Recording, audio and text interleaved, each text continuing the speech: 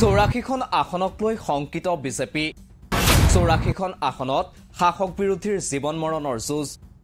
বিহাৰ মহাৰাষ্ট্ৰত বিৰোধীৰ প্ৰবল শক্তি প্ৰদৰ্শন উদ্ধৱ তেজস্বীৰ ৰণভেৰিত উত্তাল দুই ৰাজ্য চলিত লোকসভা নিৰ্বাচনত সমগ্ৰ দেশবাসীৰ দৃষ্টি নিবদ্ধ হৈ পৰিছে দুখন ৰাজ্যৰ ওপৰত মহাৰাষ্ট্ৰ আৰু বিহাৰে খলাই দিব পাৰে এইবাৰৰ লোকসভা নিৰ্বাচনৰ সমস্ত সমীকৰণ বিজেপি জোটবন্ধনে 2019ৰ লোকসভা নিৰ্বাচনত মহাৰাষ্ট্ৰত 45খন আৰু বিহাৰত 39খন আসনৰ জয়লাভ কৰি দিল্লীৰ পথ সুগম কৰি তুলিছিল কিন্তু এইবাৰ পৰিস্থিতি দ্ৰুতগতিত সলনি হৈছে মহাৰাষ্ট্ৰত বিজেপিয়ে এনচিপি আৰু শিৱসেনাক ইডি চিবিআই লগাই দুফাল কৰিলেও উদ্ধৱ ঠাকৰে শাৰদ পাৱাৰৰ নেতৃত্বত মহাবিকাশ আগাধীয়ে সৰ্বশক্তিৰে নিৰ্বাচনী যুঁজত নামি পৰিছে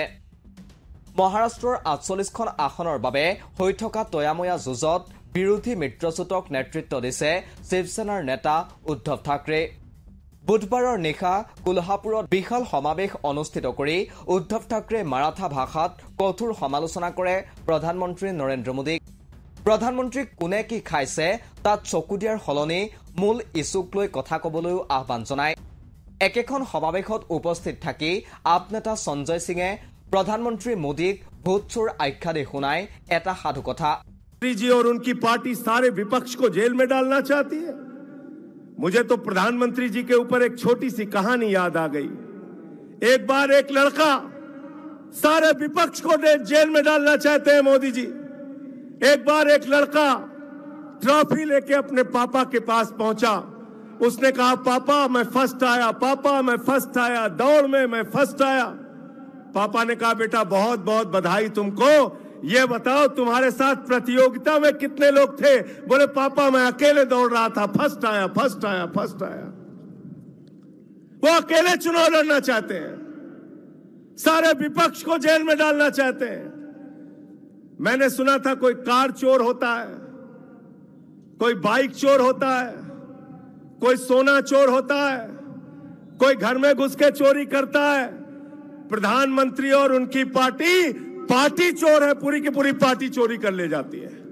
মহাৰাষ্ট্ৰৰ এই বিশাল সমাৱেশৰ পাছতে বিজেপি শিবিৰত উদ্বেগৰ সৃষ্টি হৈছে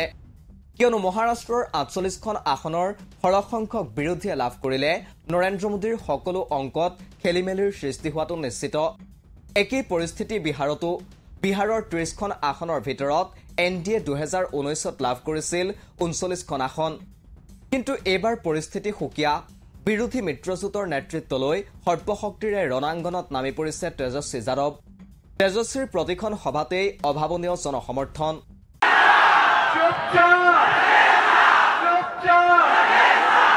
সময়ৰ চকৰি জনতাৰ ফালে ঘূৰিছে বুলি তেজস্বীৰ উদাত্ত আহ্বান